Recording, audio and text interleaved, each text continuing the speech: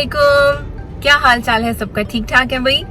तो जी आज हम पहुंचे हुए हैं सखर, और सखर की छोटी छोटी मार्केट्स और फूड प्लेसेस जो हैं, आज हम जरा इनका भी मजा उठाते हैं। नॉर्दर्न एरिया की तो बड़ी सैर कर ली, बड़े ठंडे इलाकों की सैर मैंने आपको करा दी, अब जरा गर्म इलाके की भी सैर करें ना मेरे साथ।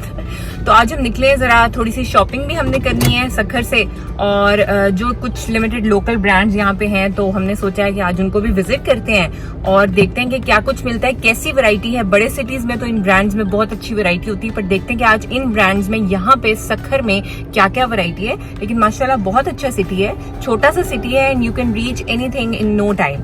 तो चलते हैं जी, देखते हैं और फिर आगे भी आपको व्लॉग जो है वो दिखाते हैं। तो फाइनली हमने सखर का सफ़र स्टार्ट कर दिया और ये मेन हाईवे से हम सखर की तरफ जो है वो टर्न ले रहे हैं। और इसके साथ ही जैसे ही हम टर्न लेंगे तो ये देखें आपको सामने खजूर के दरख्त जो है वो नज़र आने शुरू हो जाएंगे। और सिंध की यही तो खूबसूरती है कि रेगिस्तान और दरख्त जो ख़ास तौर पे खजूर के दरख्त हैं वो आपको बहुत ज़्यादा जो है यहाँ पर देखने को मिलते हैं।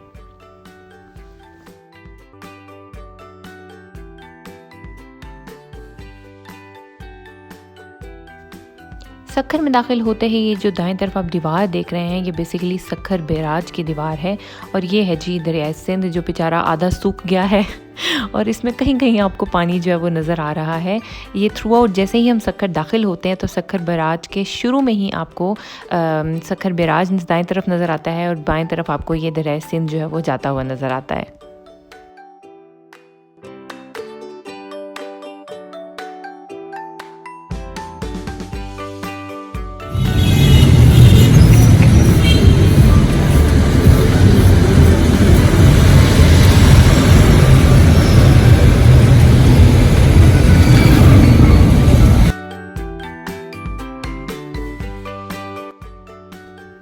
ये जी हम दाखिल हो गए हैं सखर सिटी में। और आप देख सकते हैं जो छोटी सी मैंने वीडियो बनाई है, यहाँ पे बहुत सारे जो हमारे नेशनल ब्रांड्स हैं, कॉमन पाकिस्तानी ब्रांड्स हैं, वो यहाँ पे आपको अवेलेबल हैं।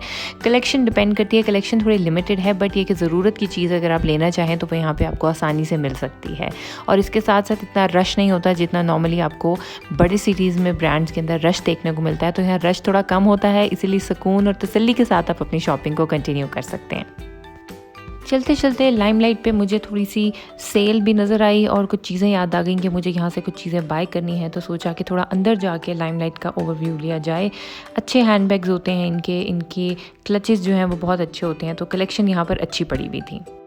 एज़ यूजुअल शॉपिंग करते करते हमें भूख लग गई और भूख के लिए फिर हम मारे फिरे।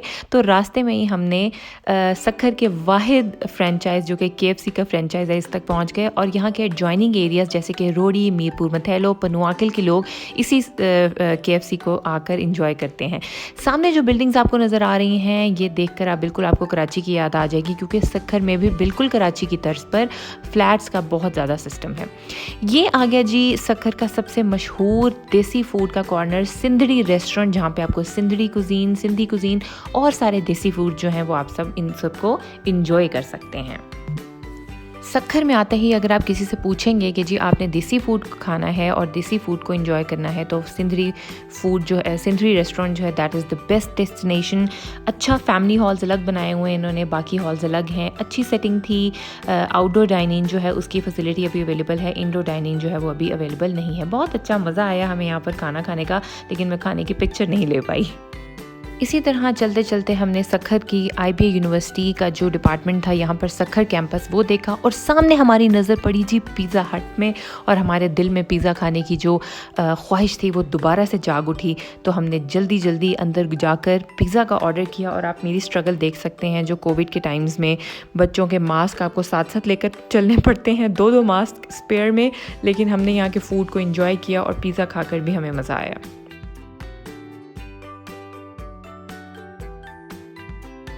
फाइनली हमें यहाँ पे एक बड़ी अच्छी जगह पिज़्ज़ा हट, अपनी पिज़्ज़ा की क्रेविंग पूरी करने के लिए मिल गई। तो अभी हम पिज़्ज़ा हट आए हैं और यहाँ पे एक डाइनिंग जो है वो अवेलेबल है। और बड़े दिनों के बाद अच्छा पिज़्ज़ा खाने का मौका मिलेगा और बड़ा मज़ा आया। अभी हमारा टूर जो है वो ऑन द वे है, लेकिन बीच में हमें चूँकि भूख लग गई तो फिर हमने जल्दी से सर्च आउट किया कोई अच्छा सा पिज़्ज़ा पॉइंट। तो हमें यहाँ पे पिज़्ज़ा हट मिला, तो अभी ज़रा अच्छा सा कोई मज़ेदार सा पिज़्ज़ा ऑर्डर करते हैं, फिर खाते हैं, फिर दोबारा से अपने सफ़र का आगाज़ करते हैं। आप सबको दिखाती हूँ। मुझे तो समझ नहीं आई कि ये क्या है, ये घर है, कोई स्कूल है, क्या चीज है। ये देखें, इंतहाई खूबसूरत बने हुए एक जैसे घर हैं। और मजे की बात है कि यहाँ पे मोस्टली घर इसी उस पे बने हुए हैं, आर्किटेक्चर पे। देखिए अभी जो घरों की छतें हैं ना, उधर भी एक सामने घर है, उसकी भी ऐसी ही छत है। ये कुछ अजीब सा कलर कॉम्बिनेशन है घरों का। सक्खर की थोड़ी डेवलप्ड साइड के बाद अब हम आ गए हैं जी सक्खर के अंदरून शहर में। यहाँ पर एक जगह है जिसको कहा जाता है घंटा घर। जी बहुत सारे शहरों में आपने देखा होगा, जैसे कि फैसलाबाद और मुल्तान में इसी तरह पर यहाँ पे भी घंटा घर है। और बहुत ही बड़ी लैपटॉप्स, कंप्यूटर्स और मोबाइल्स की यहाँ बहुत बड़ी मार्केट है। हमें थोड़ा सा काम था तो हमने सोचा थोड़ी देर के लिए यहाँ रुक जाएँ। और ये देखें जी, मैंने व्यू लिया है दोबारा से। यहाँ पे जो टिपिकल फ्लैट सिस्टम और टिपिकल घर हैं, बड़ी बड़ी ऊंची ऊंची बिल्डिंग्स, और इतनी गर्मी में फ्लैट्स में सर्वाइव करना is a very difficult thing. लेकिन मुझे लगता है कि यहाँ के लोग आदी हो चुके हैं कराची की तर्ज पे रहने के। तो वापसी का सफ़र शुरू हुआ और रास्ते में ये जो ब्रिज आप देख रहे हैं दरियाए सिंध के ऊपर, ये बेसिकली दो सिटीज़ यानी कि सक्खर और रोड़ी को आपस में मिलाता है। और इस ब्रिज की एक बड़ी ही इंटरेस्टिंग किस्म की स्टोरी और हिस्ट्री है जो कि मैं अपने नेक्स्ट क्लिप में आपको भी बताने लगी हूँ, तो स्टे ट्यून्ड। तो ये वाला वो चाबी वाला ब्रिज है जिसका मैंने आपको जिक्र किया था कि अंग्रेज़ों के ज़माने में ये ब्रिज बना था रोड़ी और सक्खर को ज्वाइन करने के लिए। और कहा जाता है कि उस वक्त ब्रिटिश दौर में जो अंग्रेज़ थे उनके पास इस ब्रिज की चाबी थी।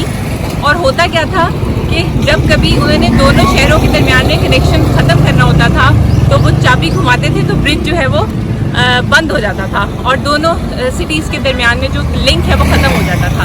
और कहते हैं कि बाद में जो वो चाबी थी वो अंग्रेज़ों ने दरिया में फेंक दी और वो दिन और आज तक इस ब्रिज की चाबी किसी को नहीं मिली। और इसकी हिस्ट्री बड़ी मशहूर है और ये ब्रिज अभी तक वैसे ही उसी हालत में अभी तक इन्होंने प्रिजर्व किया हुआ है। मैं तो बहुत ज़्यादा नॉस्टैल्जिक हो गई थी इस ब्रिज को देख के, but it was quite good. बड़ा मज़ा आया इस ब्रिज को देख के। अभी आपने इसका व्यू भी देखा है, अंदर से हमने आपको सारा दिखाया। और इतना कॉम्प्लिकेटेड ब्रिज बना हुआ है कि मुझे समझ ही नहीं आई कि कैसे इन्होंने बनाया होगा, बिल्ड किया होगा। आगे चलते हैं, फिर बाकी सक्खर को भी देखते हैं। इस ब्रिज के आर्किटेक्चर को देखकर अकल दंग रह जाती है कि इतने साल पहले जब अंग्रेज़ों ने इसको बनाया without any heavy machinery, without any heavy advanced equipment, आप सोच सकते हैं कि कितना मुश्किल होगा। और इसके जो डिज़ाइन है वो इतना खूबसूरत है और अभी तक उसी हालत में प्रिजर्व है और ज़रा सा भी इसकी शक्ल में या इसकी बनावट में कोई भी फ़र्क नहीं पड़ा। अकल दंग रह जाती है कि अंग्रेज़ों ने अपने ज़माने में कैसी कैसी चीज़ें बना छोड़ी हैं। लेकिन ये सब कुछ हमारे पास पाकिस्तान की ब्यूटी है। पाकिस्तान के हर सिटी की अपनी एक इनफरादियत है और मुझे अच्छा लगता है कि हर शहर में जाकर अपने प्यारे पाकिस्तान के हर शहर की खूबसूरती आप सबको दिखाऊं और आप भी घर बैठे बैठे हर किस्म के शहर और हर सूबे का मज़ा लें।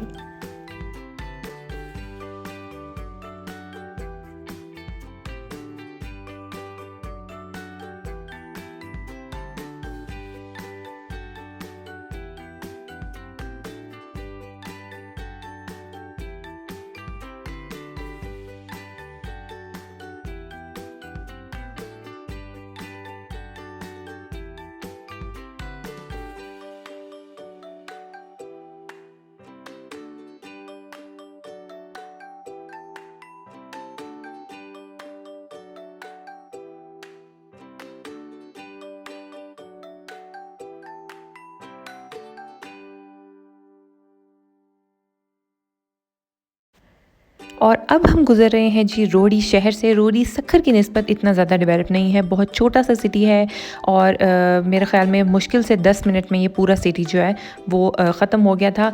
मगरिब का टाइम हो रहा था, मैं ज़्यादा क्लिप्स नहीं रिकॉर्ड कर पाई, लेकिन आई होप सो कि मेरा आज का सक्खर का ट्रेडिशनल सिंध का व्लॉग आप सब ने इंजॉय किया होगा।